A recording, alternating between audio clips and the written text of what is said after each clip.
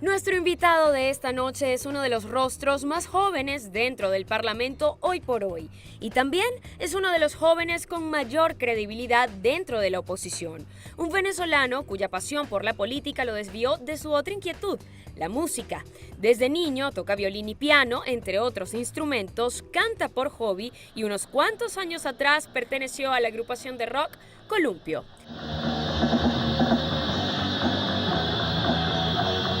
Pero dejó a un lado la batería y el bajo para ingresar al Parlamento con apenas 21 años. Muchísimas gracias, Venezuela, estudiantes, trabajadores, empresarios, sociedad civil. Desde entonces y hasta hoy, su prioridad es Venezuela, construirla desde los principios democráticos y desde la dignidad. Algunos creerían que la vena política puede venir de su abuelo, quien fue decán de Salvador Allende en Chile, quizás de su padre, quien fue guerrillero, o tal vez de su madre, que fungió como secretaria de la fracción parlamentaria de la izquierda en el Congreso en Venezuela. De alguno de ellos o de todos, lo que queda claro es que lo que se hereda no se hurta. Hoy su nombre es titular constante por su trabajo desde la Asamblea Nacional y desde la calle. ¡Mucha fuerza! ¡Mucha convicción! Donde lo vemos con frecuencia alzando su voz por el país que sueña y que reclama irreversiblemente. Esta noche conocemos en íntimo al diputado Miguel Pizarro. Sabes que uno, el político, siempre está preparado a la entrevista política. Y las de personalidad son esas que uno llega y le empieza a sudar la mano antes de empezarla. Y quieres como pasarle por un lado, Sí, ¿verdad? sí. Ser esquivo. Pero bueno, aquí nos cuentas lo que tú quieras. Llegamos hasta donde tú quieras y aunque ciertamente queremos meternos un poco más en tu personalidad, yo creo que el país ha hecho que las prioridades de todos cambien. Nuestra prioridad ahora es Venezuela. Y hablar de Venezuela en una muy buena medida es hablar también de tu vida. Por eso conversemos de país en principio. Muchas gracias. Porque decía que son 86 días de protesta y me pregunto cómo lo has vivido tú. ¿Cómo te toman hoy por hoy? ¿Estás cansado? ¿Estás asustado? ¿Estás entusiasmado? ¿Cuál es el espíritu? Mira, después de 86 días, Rocío, 86 días que uno no los puede simplificar, ¿no? Yo siempre antes de hablar de los 86 días intento poner a la gente en contexto. ¿Dónde estábamos hace 90 días? Éramos un país desesperanzado, éramos un país paralizado, éramos un país que sentía que estaba condenado a vivir lo que estamos viviendo para toda la vida. Y yo creo que hay un primer gran cambio. Después de 86 días, somos todos un país que entiende que el único futuro posible es el que luchemos en el presente.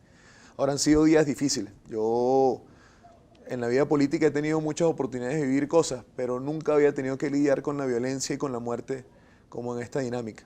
David, Fabián, Juan Pablo, Neomar. y como ellos mucho más, Neomar, y como ellos Miguel, que es mi tocayo, Miguel Castillo, que conozco a su hermano y a quien le agradezco tantas lecciones de vida, nos ha hecho a nosotros que estos días también sean días existenciales, días en los que para nosotros se define qué es exactamente hacer política, días en los que nos ha tocado confrontarnos contra nuestros propios fantasmas.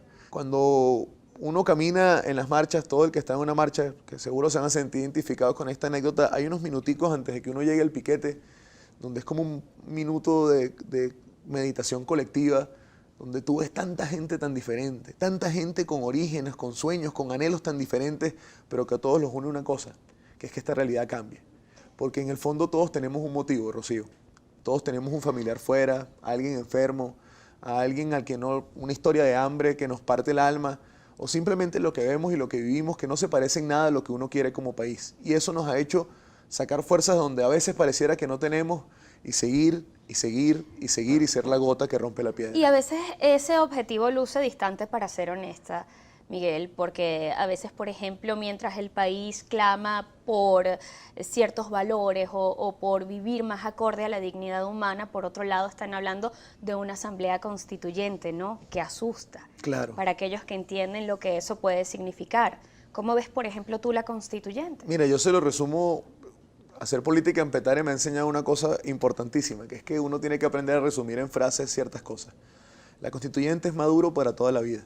La constituyente es el hambre, es la miseria, es la fábrica de pobreza para toda la vida. Es la destrucción de algo tan importante como la capacidad de que tú, yo, el equipo de cámaras que esté aquí, los productores, podamos votar de forma igualitaria, universal, directa y secreta para dirimir nuestras diferencias. Pero además la constituyente es el intento del gobierno de apagar un incendio con gasolina. A un país descontento, a un país que pasa hambre, a un país que se le muere la familia porque no hay medicinas, tú no puedes pretender a ese descontento y a esa inconformidad, a esa molestia, ponerle un dique como el que intentan ponerle, porque genera escenarios que este país no necesita ni merece. Ahora, la constituyente también es un reto para los venezolanos. Es un momento donde nosotros nos jugamos la república. No es la apetencia política de un individuo, no es la lucha entre dos bloques políticos. El 85% de este país quiere cambio. 8 de cada 10 de este país quieren que las cosas sean diferentes. Y aunque el objetivo parece distante, Rocío, porque es parte de la tarea del gobierno, la única esperanza que tienen ellos es que nuestros dos enemigos más grandes ganen la pelea. Y eso no es ni Maduro ni ninguno de ellos, es el miedo y es la desesperanza. Tú mismo has sido víctima de la violencia. Una vez detonaron una bomba lacrimógena en tu pie derecho, otra vez recibiste un puñetazo en la cara. Cuando dijiste soy diputado, esa fue la reacción de un guardia nacional bolivariano. Entonces, ¿qué puede uno esperar? ¿Cómo haces tú para que esas cosas no te abrumen, no te desanimen? Rocío, yo con el caso de Neomar no solo lloré ese día, me acuerdo y se me hace un nudo en la garganta. Yo no estaba preparado para ver lo que vi.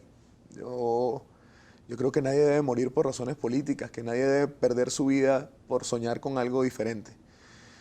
Y cuando uno se confronta con ese tipo de cosas, uno tiene una obligación de cuestionarse a sí mismo de dónde está parado.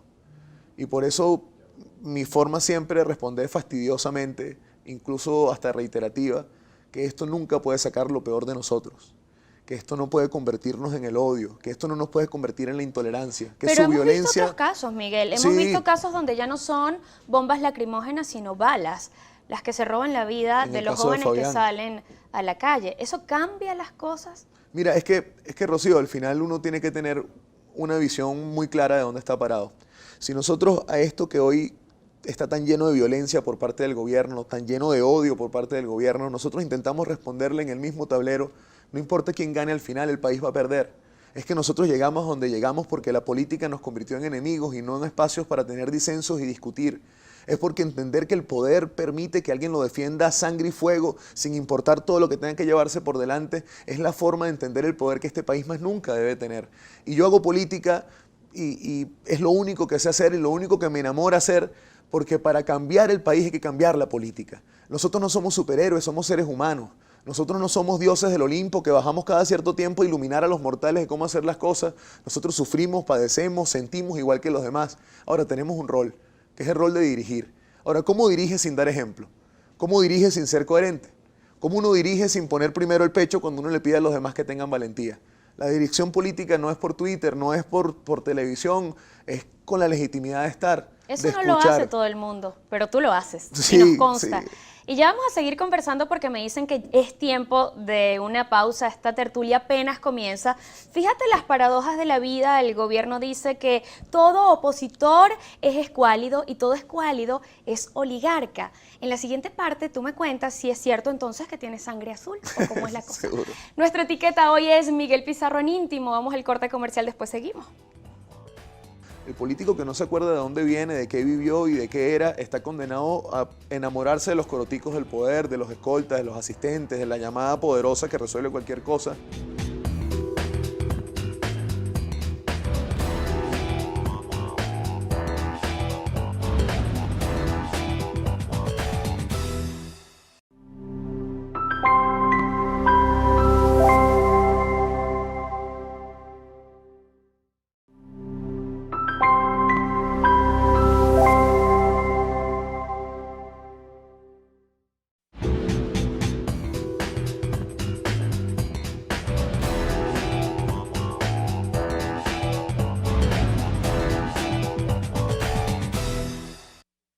Entonces sácanos de dudas, eres oligarca porque tú naciste en Petare, según Sí. tengo entendido. No, además, mira, aquí han intentado como construir siempre muchas historias fantásticas, ¿no? Que busquen dividirnos.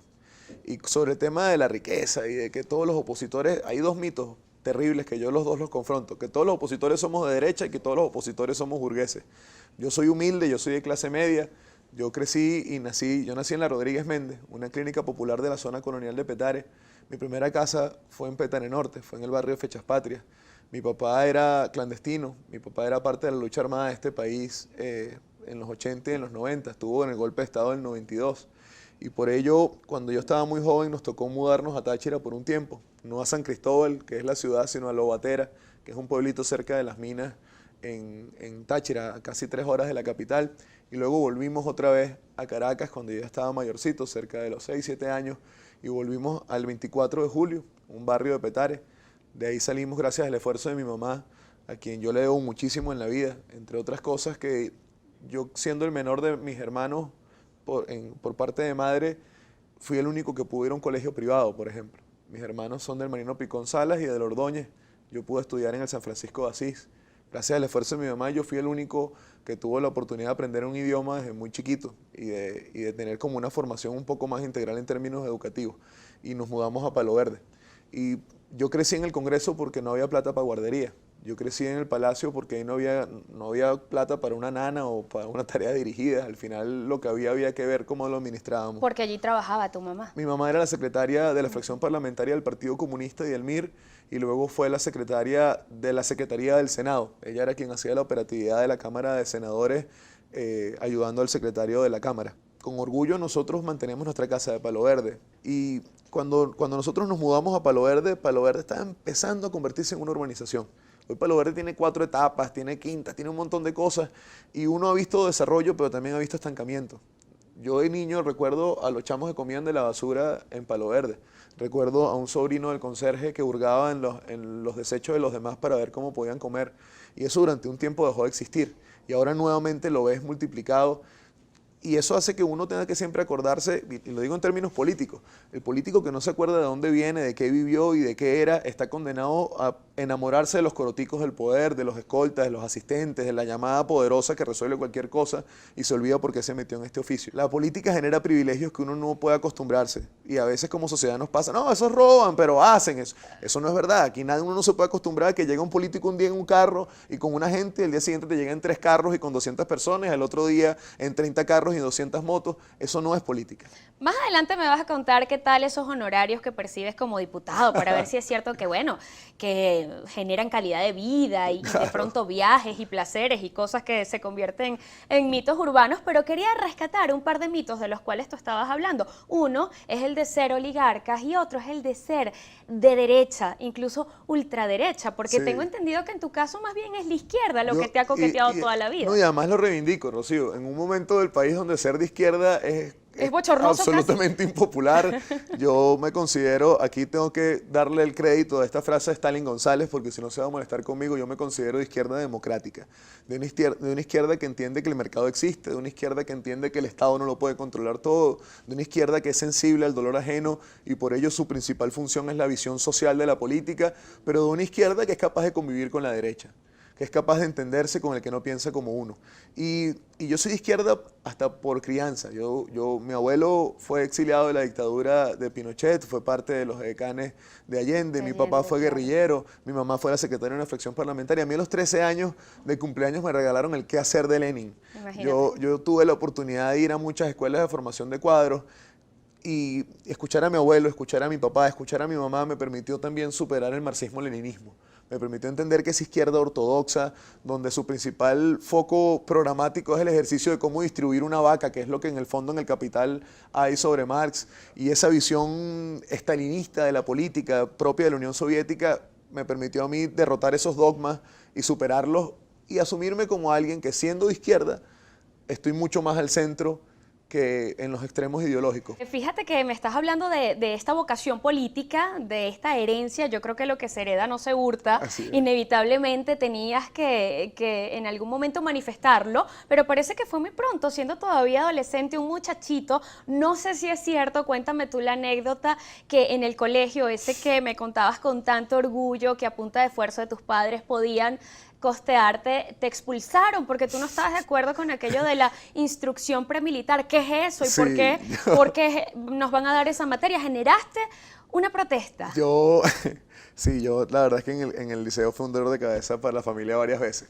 Yo a los 13 años empecé a hacer cosas políticas, ¿no? Pero tenía que ver mucho por culpa, sobre todo de mi mamá, porque en primaria cada conflicto que yo tenía, mi mamá siempre me ayudaba como a conseguir una forma de resolución que me ponía como 3 peldaños más arriba de la madurez de los niños del momento, pero era mucho por la discusión de casa. Yo cuando llegué al bachillerato, a mí me correspondió ser esa generación que recibió a los primeros guardias.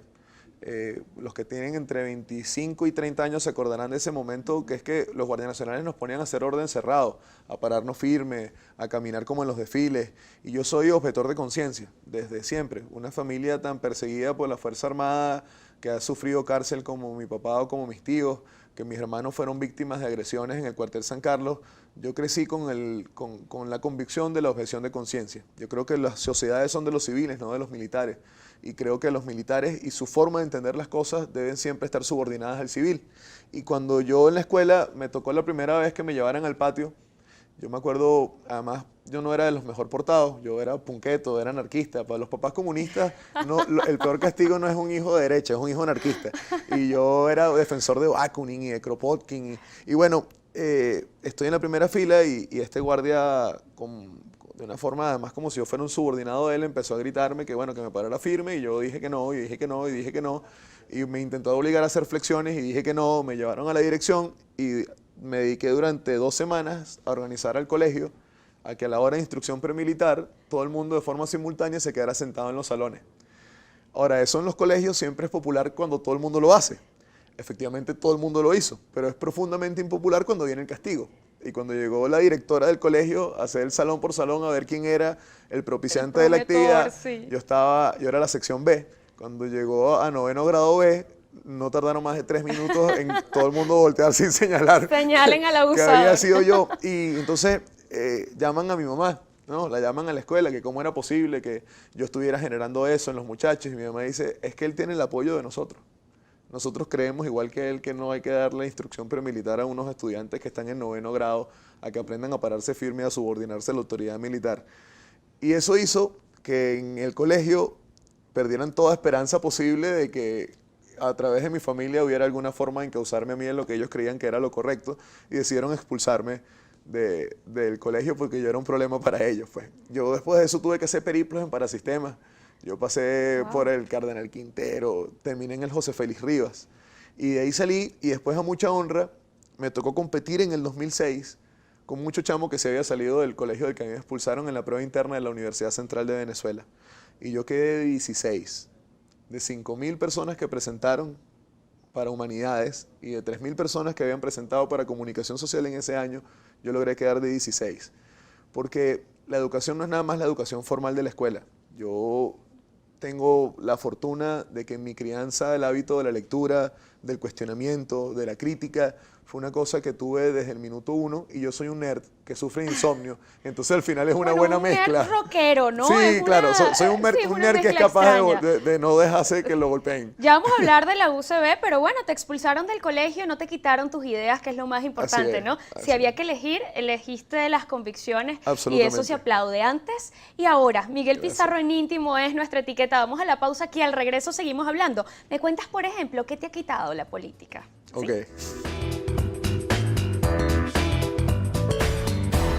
¿Cuántos tatuajes tienes al sol de hoy? Yo le perdí la cuenta en el tatuaje por juguetes porque me hice como 4 o 5, pero van como por 51. Aquí tengo la parroquia, a Petare, que este es uno de los últimos que me hice. Es el único tatuaje que no me puedo cubrir, es el único tatuaje que ninguna manga tapa, y es el sitio por donde salí electo. Precisamente está ahí para nunca, nunca, nunca tener la posibilidad de taparlo con nada.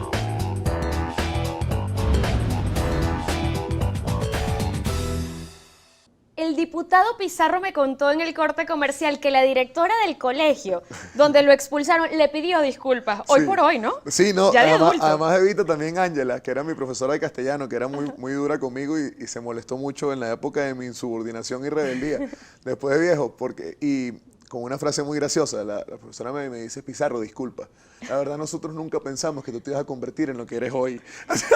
No dabas indicios. No, No se podía prever que te ibas a no, porque convertir es que en yo esto. era muy radical de adolescente. Pero es que eras rockero, me voy Sí, a detener sí, aquí, sí. porque yo quería que me hablaras de la metamorfosis que sufre una persona que pasa del rock a la política, ¿no? De la Bueno, música a la política. Lo único que han cambiado como 2 o 3 cosas. La verdad es que yo no he cambiado mucho.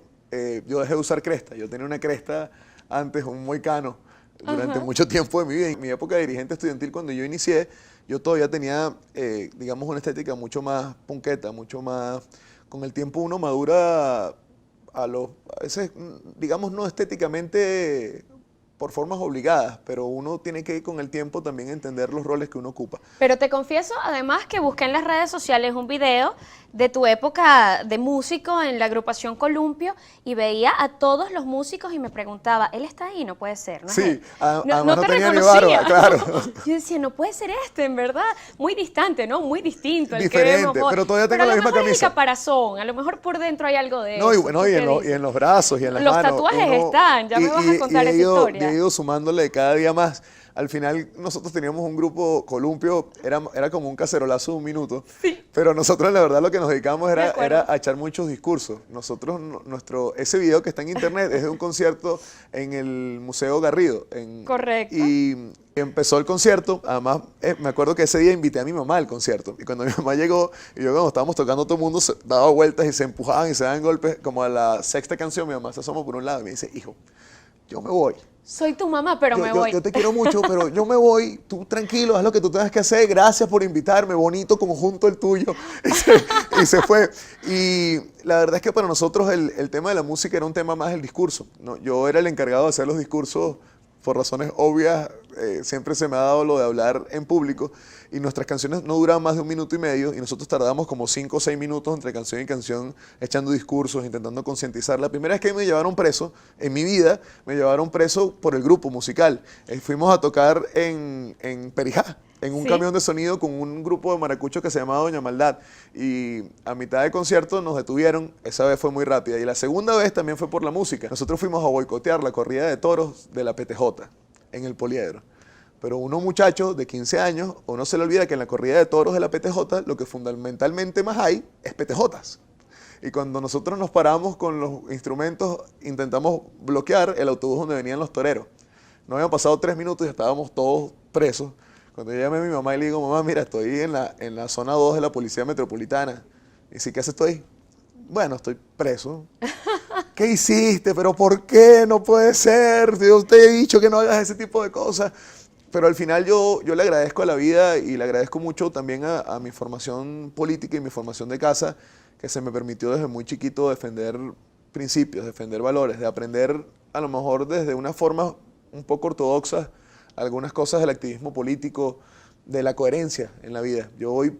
Ortodoxa en la teoría, pero en la práctica yo diría que muy libre, ¿no? Sí. Que has podido hacer lo que has querido. Sí. Te preguntaba por la transición de la música a la política, porque no sé si eventualmente te lo tomaste tan en serio como para contemplar una gira de conciertos, verte sobre un escenario y no dando discursos políticos, sino haciendo música. Tú tocas violín, ¿cierto? Toqué Piano. violín de niño, ahora de grande me ha pasado que ya no soy el mismo. Piano sí me acuerdo muy bien, bajo, batería, guitarra.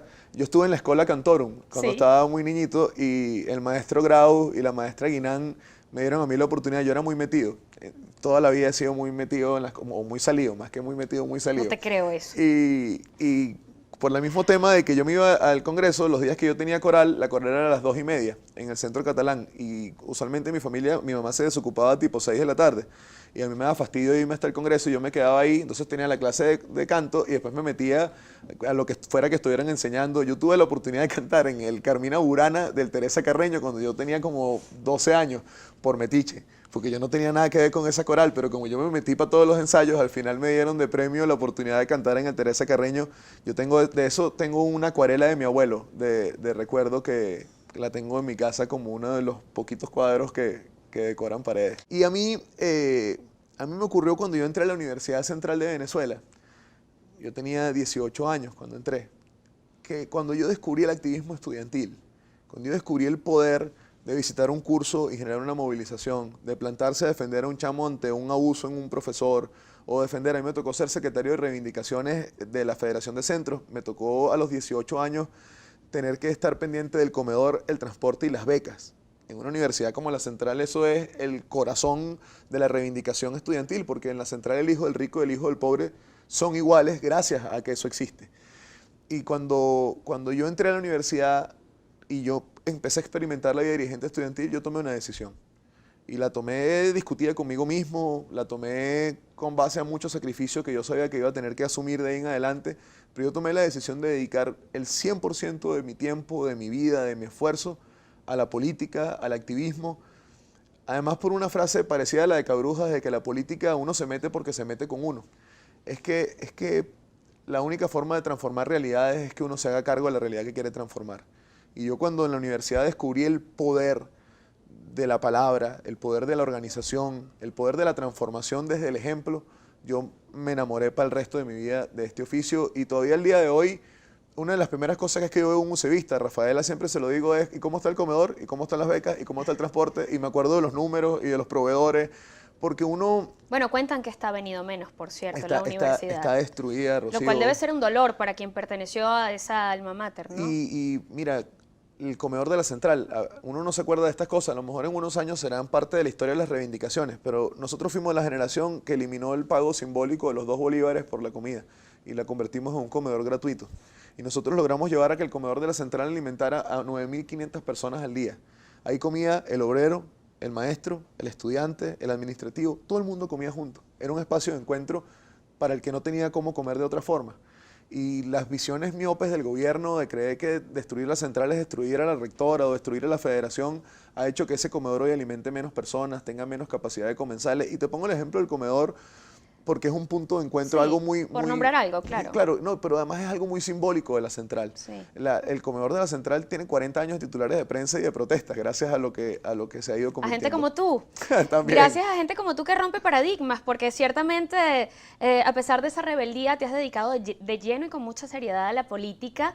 Y digo lo de los paradigmas porque uno se imagina, por ejemplo, un diputado como una persona absolutamente seria, ¿no? No tan bohemio, no tan tatuado. Tienes un montón de tatuajes. Ya, creo que empezaste a los 14 años. A los 13. A los 13. También, esa es culpa de mi mamá. Y mi Tu mamá que mamá va a tiene ver la este culpa de programa. todo. No dejes que lo vea. No, pero en esta, porque es que Apaga el nosotros televisor en este en el departamento, mi vieja decide rentarle un cuarto a Erickson, que es un gran amigo de toda la vida, era un tatuador. Pero Erickson no era exactamente un tatuador, era alguien que tenía una máquina de tatuajes y que estaba aprendiendo a ser tatuador. Y que consiguió en mis hermanos y en mí lienzo sobre el cual practicar. Y yo el primer tatuaje real lo tengo en esta pierna. ¿Cuántos tatuajes tienes al sol de hoy? Yo le perdí la cuenta en el tatuaje por juguetes porque me hice como 4 o 5, pero van como por 51. Aquí tengo la parroquia, a Petare, que este es uno de los últimos que me hice. Es el único tatuaje que no me puedo cubrir. Es el único tatuaje que ninguna manga tapa y es el sitio por donde salí electo. Precisamente está ahí para nunca, nunca, nunca tener la posibilidad de taparlo con nada. Yo a Petare le debo mucho aprendizaje y estaba junto con otras 2 cosas que en mi vida son fundamentales. Mi abuela Alicia, que es mi abuela paterna, una vieja noble que ya no está con nosotros. Creo que es de los momentos más dolorosos de mi vida junto con el de mi abuelo Hernán. Y a mi abuela Carmen, que está viva y que es un toro que todavía sale y hace mercado y que aunque está enfermita, cada vez que me ve lo único que hace es apretarme la mano dura y darme un beso en la frente y me dice, tú sabes cuídate, yo estoy aquí nada más para que tú sepas que yo estoy aquí. Y esos valores familiares están a flor de piel y hablan de la Venezuela bonita, la Venezuela de verdad, que te agradezco que traigas de regreso esta noche en una entrevista, aunque sea por un ratito, porque nos hace falta no perderla de vista. No sé si todavía cantas, aunque sea en la ducha, Mira, aunque sea en íntimo, aunque sea para ir al corte, porque ya nos toca. Lo que más hago es tocar algunos instrumentos. Yo tengo unos pads de batería con los que dreno un poquito del estrés y de las cargas de uno. Y ahora me pasa, yo todavía escucho mucha música muy pesada, que no es como para cantarla mucho. Entonces estoy sometido a la dictadura del resto de la gente que uno tiene en el carro con uno, que no escucha lo que uno escucha necesariamente. Y lo que me pasa es que me termino cantando los jingles y las campañas publicitarias de un montón de cosas que son como medio pegajosas. Y me ha pasado con esta, no me acuerdo el nombre de la canción, pana. A ver, la de Despacito, que a mí no me gusta, que es una de esas canciones que me parece que aparece en todos lados cuando uno no quiere. Me he visto yo en 2 o 3 oportunidades que termino tararara. Bueno, ahí al menos lo intentó Miguel Pizarrón. Íntimo es nuestra etiqueta de esta noche. Vamos a una pausa y luego más. Todavía nos queda programa. Uno de mis motores fundamentales, una de mis razones primordiales por las que yo hago todo lo que yo hago, es que yo sueño con tener una familia aquí. Yo sueño con tener a mi hijo, con tener a mi pareja, con tener mi hogar. Yo sueño con poder mostrarle la hermosura del Amazonas, que yo lo pude conocer en Bongó, e ir para cada pueblito y mostrarle cada aldea, en mostrarle a una pareja y a un hijo o una hija, lo que sea que la vida me dé, lo importante de respetar nuestro pico Bolívar.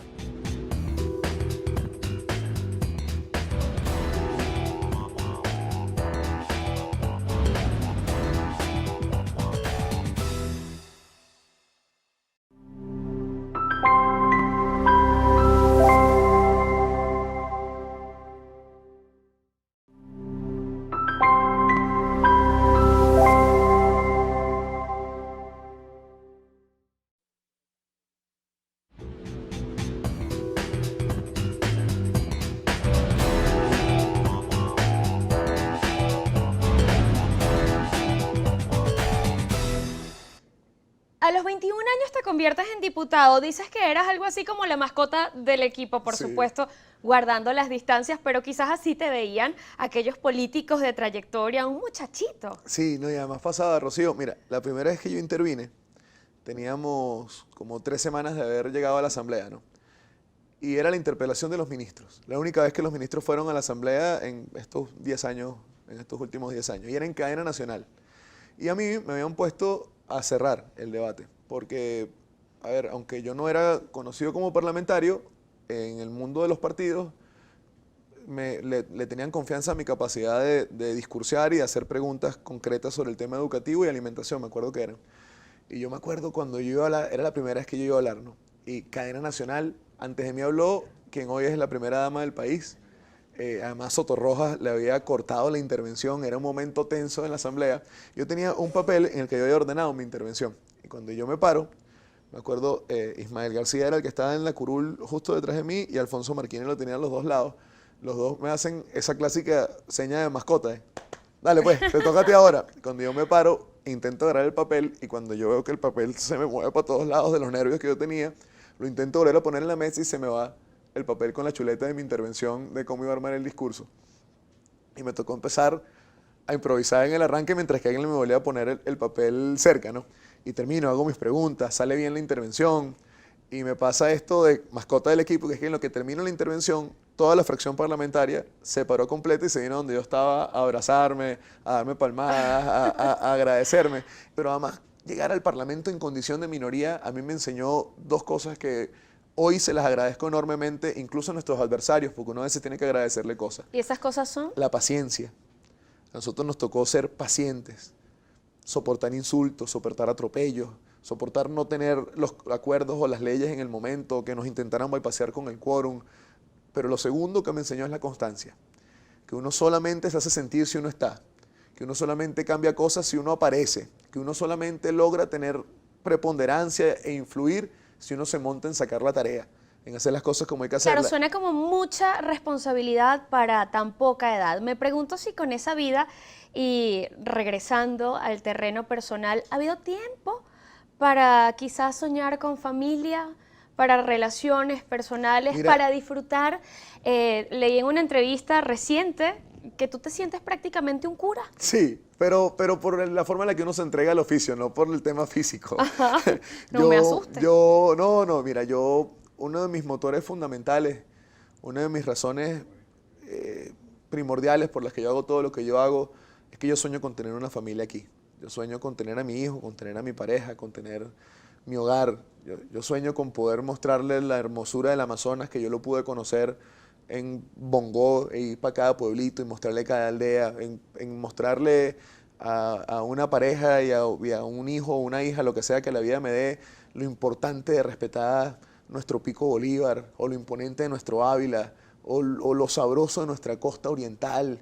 No nada más la famosa Anzoátegui, la que está bien metida para Sucre, que hoy en día se hace un terreno casi ingobernable por lo feo y lo peligroso que está.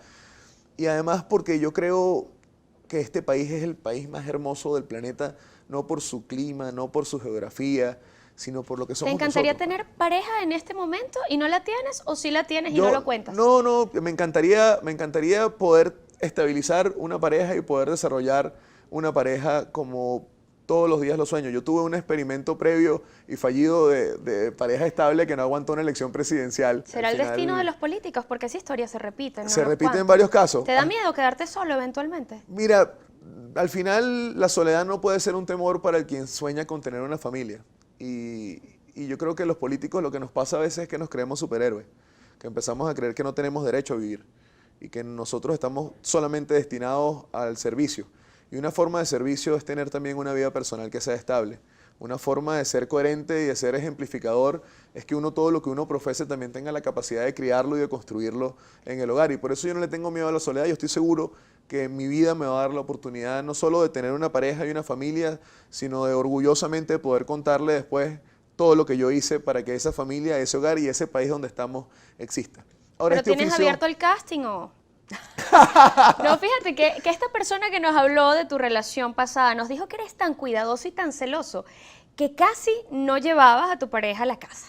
No se vayan a encariñar y después a mitad de camino toca ponerle punto final y entonces quedan esos afectos rotos. ¿Eso es Más o cierto? menos, además por una... Tienes una buena fuente. Sí, además muy buena. por una razón sencilla. Aunque uno sacrifique cosas, este oficio nos permite algo que no te permite otro. Te permite alegrarte por la graduación de un chamo que aunque no es tu hijo, lo has acompañado durante su proceso escolar. Te permite preocuparte por alguien que se enferma y lo operan y aunque no es tu tío o tu familia o tu pareja, lo sientes como tuyo y lo vas y lo visitas en su casa.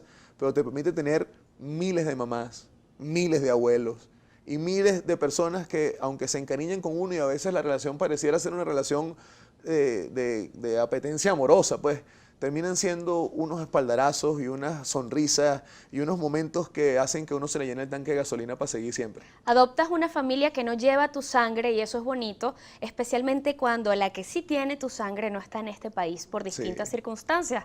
De eso hablamos luego de esta pausa, ¿sí? Miguel Pizarro, en Íntimo. Ya seguimos. Ese mismo piso terrible de Maiquetía donde me tocó llorar y despedir a mi familia va a ser el mismo piso donde producto de mi esfuerzo y de nuestro esfuerzo yo voy a reencontrarme con ellos con las mismas lágrimas pero no con el mismo sentimiento.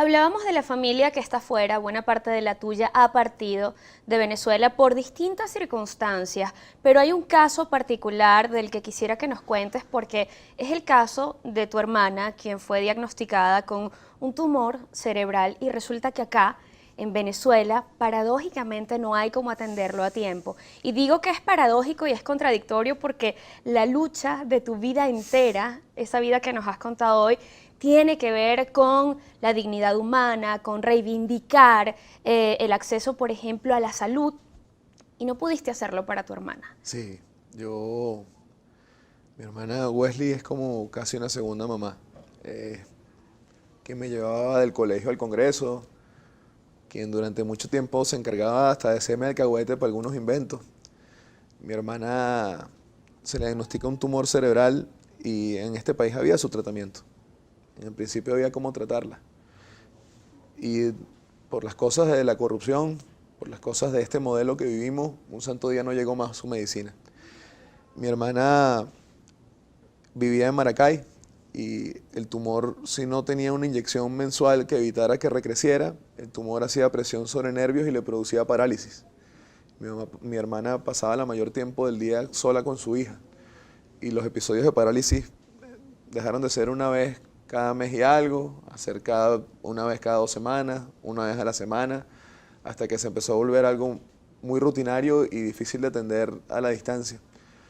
A mí me tocó, yo creo que es una de las cosas más dolorosas que uno puede vivir, y yo estoy seguro que muchos de los que nos ven lo han vivido, ir para Maiquetía a despedir a mi hermana. Y una de las cosas que yo todos los días a mí me repito en los momentos difíciles, como que lo hablábamos al principio del programa, es que yo solo sé que voy a reencontrarme con mi hermana y con mi hermano si este país cambia. Y aunque ha pasado tiempo de eso, uno todavía habla y se le hace nudo en la garganta. Y con mi hermano mayor, Alejandro, que es como un papá en la casa, seguro se va a poner a llorar igual que yo tengo ganas ahorita cuando vea esto, me tocó también despedirlo en Maiquetía. Y son 2 personas que para mí en la vida son muy importantes, porque en una casa tan política, en una casa tan metido en lo público, mis hermanos eran como ese reducto de lo privado, de lo nuestro, de lo hogareño. Y aunque mi hermano mayor es el de peor carácter de todos nosotros, fue con el que yo más discutí durante toda mi vida, yo a él le debo en una buena medida también el carácter que yo tengo, porque él me obligó desde muy chiquito para que él no hiciera bullying, a yo aprender a defenderme frente a él y a entendernos y a querernos. Aunque yo no soy el religioso de la casa, yo estoy muy lejos de la religiosidad, yo soy el padrino de los hijos de ambos. Soy el padrino de Michelle, que es la hija de mi hermano, y de Adara, que es la hija de mi hermana. Y no hay un solo día, Rocío, en el que yo no quiera volverlos a tener aquí. ¿Cómo está tu hermana hoy?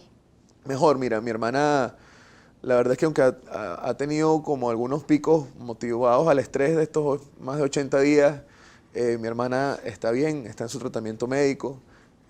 Mi ahijada Adara hoy está en academia de baile, de danza, de pintura. Es un prodigio en muchas de las cosas que hace. Mi hermano Alejandro y Michelle también están muy bien. No están haciendo lo que les gustaría.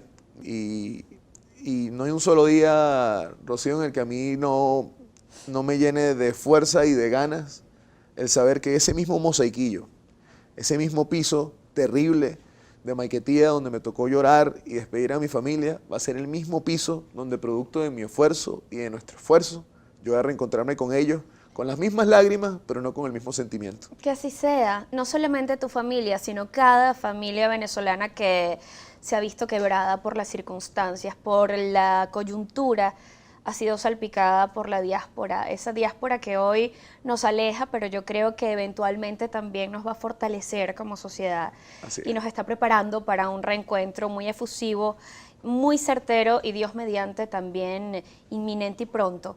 Yo te escuchaba hablar de cuando me decías, vaya, los sueldos no alcanzan, la calidad de vida no es la misma, por más que trabajes, salir al paso de la vida se torna doblemente cuesta arriba. Y me pregunto, ¿cómo lo vives tú? Porque el sueldo de un diputado creo que no es tampoco... Hoy en día es 0. Nosotros, los diputados de la Asamblea, no cobramos desde hace ya casi, ya vamos por un año, que no cobramos ningún tipo de salario. Yo le debo mucho al esfuerzo familiar. Mi familia hace esfuerzos, vacas, recolecta, hace de todo para ayudar a que uno tenga día a día y uno tenga vida, pues. La verdad es que yo no soy tampoco una persona de gastos grandes. Yo lo que gasto es en comida, pues. Lo que yo gasto es en comer en la calle cuando estoy en días ajetreados, pero yo no soy alguien, digamos, amarrado a mucha cosa material. Y al final, sin falsas modestias, también, gracias a como yo fui criado, yo también he aprendido a uno a arroparse siempre hasta donde la cobija llegue. Hay quienes entran a la política pensando en cómo suben en términos económicos y materiales de forma muy rápida. Y eso hace que estés destinado al fracaso político, porque eso no es la política. Y ahí, en la vida, uno gasta plata, pues uno come en la calle, uno tiene que echar gasolina al carro, uno tiene que pagar cada vez que el carro lo rayan, lo abollan, le cae una lacrimógena en el techo o cualquier cosa similar. Y yo le agradezco mucho a la familia que nos ha hecho una mano. Pero a mí hay una cosa de mi infancia que me enseñó lo de la cobija hasta donde alcance. Y hoy en día, en medio de la dificultad de no tener salario, yo funda mamá y funda familia, le agradezco mucho que le echen a uno una mano. ¿Tú en vives muchas alquilado, cosas. Miguel? Yo vivo en un anexito, que además es mínimo, tiene un baño, un cuarto, y que mi casera y mis vecinos tienen un promedio de edad bien elevado, entonces también son como tener muchas abuelas cerca. Unos ¿no? abuelitos ¿No? por Y ahí. le dejan a uno comida congelada, torticas, etcétera, cosas que ayudan a sobrevivir en el día a día. Y hay otra cosa bonita de esto, que es que la política y los momentos difíciles de la política hacen que afloren muchas solidaridades, hace que mucha gente intente ayudar de formas diversas y si uno entiende que uno no está en esta vida para hacerse millonario en este oficio y que el destino o el éxito de este oficio no es cómo tú asciendes individualmente, sino tú cómo cambias lo colectivo, entonces tienes un umbral diferente de cómo medir el éxito. Si yo fuera un empresario, un productor o un músico, mi éxito se midiera en cuántos discos vendo, cuánta plata gano, cómo ando, pero como ese no es mi oficio, entonces mi éxito no se puede medir por ahí. ¿Ya pudiste renovarle el seguro al carro o todavía estás esperando? No, renuncié a ese derecho. ¿Sí? No hay forma. Bueno, trata de no chocar. Bueno, Ya vendrán. es un esfuerzo. Ya vendrán mejores tiempos, estoy segura. Justamente no me queda mucho de eso, no me queda mucho tiempo esta noche. Qué lástima, porque sé que contigo la tertulia hubiese dado para más. Nos iremos con la promesa de alguna segunda parte más adelante. Yo creo que vienen buenas páginas por escribir para Venezuela, para ti. Lo siento en tu honestidad, en tu compromiso. No quería despedirte sin preguntarte hasta dónde quieres llegar políticamente y también sin dar un mensaje de reconciliación. Hay una anécdota en los escasos minutos que me quedan entre tu mamá, Ramos Ayub, y tú, Sí. que habla de reconciliación. Claro. Quizás sería bueno desde el ejemplo Sí, invitar a sí. Venezuela a poner eso en práctica. Te la hago muy corta. Mi mamá como era esposa de un guerrillero, mi mamá la acusaba en el Congreso de ser la fachada legal de la guerrilla. Y Henry era el jefe de la fracción de AD en ese momento. Y Henry empapela todo el Congreso conozcan a Zoraida Rodríguez, la responsable de la guerrilla en el Congreso, la responsable de logística, etcétera, todo lo demás. Y un día coinciden mi mamá y Henry en el ascensor del Congreso. Y mi mamá le dice a Henry: diputado, ¿usted sabe quién es Zoraida Rodríguez? Esa es una guerrillera que está metida en todas las cosas. Y dice: bueno, esa soy yo. Y Henry le dice: ¿ah, sí? Ah, bueno, tú sabes que estás metida en cosas y tal. Y mi mamá la separan del Congreso en ese momento de la vida. Eso hizo que pasáramos por una turbulencia más o menos complicada. Y a mí, tiempo después, la vida me ha dado la oportunidad de compartir con Henry, a quien además le tengo un profundo cariño. Yo a Henry conozco su casa, conozco a sus hijos, conozco a su señora. Él me ha dado la oportunidad en la vida de no solamente perdonar a Henry, sino además que mi mamá perdone a Henry, que Henry perdone a la izquierda ortodoxa también en muchas cosas. Yo creo que la vida es un ejercicio que nunca se termina, aunque termine en términos físicos. Uno debe entender que la única forma de trascender, y ahí tiene que ver con hasta dónde uno quiere llegar, es que uno sea coherente y tenga ejemplo. Que uno entienda que el otro, aunque no piense como yo, no tiene por qué ser mi enemigo. Que nosotros no podemos nunca crecer sobre la negación o la eliminación del otro. Que nosotros debemos ser mucho más fuertes que los privilegios, mucho más fuertes que los demonios de este oficio, pero sobre todo mucho más fuertes que nuestros instintos básicos. Lo que nos permitió como humanos desarrollarnos como sociedad es que dejamos de guillotinar gente en plazas y de quemar aldeas y entendimos que había que hacer elecciones, que había que discutir, que había que hablar. Los parlamentos existen para eso. Y yo creo profundamente que la política no solamente es ejemplo, es perdón. Y nuestro país requiere, al cierre de todo este proceso, un profundo ejercicio de perdón colectivo. ¿Viene una mejor Venezuela? Estoy seguro de que viene el país que nos merecemos, donde los funcionarios de seguridad no maten, sino cuiden la vida, y donde no nos humillen por cosas básicas. Pero además te hago una segunda promesa a ti, que vamos a tener que tener otro programa. Yo creo que cuando sí. tengamos un siguiente programa, yo tendré pareja formal, estable y pública, y lo anunciaremos aquí. Por favor, quedamos en deuda con toda Venezuela y además quiero que me cuentes hasta dónde quieres llegar en la política, porque cuando regrese esta entrevista, cuando retomemos la entrevista en una segunda parte, yo espero que tú estés en ese lugar. Yo la verdad es que quiero ser útil. Uno en política, cuando se empieza a amarrar los prefijos, empieza a sufrir sus ticos. Yo, por ejemplo, el que siempre me saluda como: hola diputado, ¿cómo estás? Le digo: pana, dime Miguel o dime Pizarro. Porque si no, el día que no tenga el prefijo, voy a sentir que me falta algo en la vida. Si uno decide ser útil, si uno decide dar ejemplo y si uno se mantiene coherente, la política está llena de espacios que uno puede ocupar y a los que uno puede llegar. Lo que hay que tener convicción de que uno lo puede hacer. Bueno, está bien, me conformo con la respuesta, el voto es universal y secreto, pero te digo una cosa, Miguel, tienes el mío. Gracias Muchas por acompañarnos gracias, Rocío, muchísimas este gracias, de domingo, ha verdad. sido muy, muy grato Muchas escucharte. Todo el éxito del Un mundo y que placer. esa Venezuela de la que hablas llegue, pero muy, muy pronto. Va a llegar, estoy seguro que es así. Nos vamos con esa asignatura pendiente, una segunda parte. Pasen feliz noche y por favor sigan siempre muy atentos a Globovisión. Pueden continuar escribiéndonos, con certeza tú vas a leer Sí. esos comentarios. La etiqueta es Miguel Pizarro en íntimo.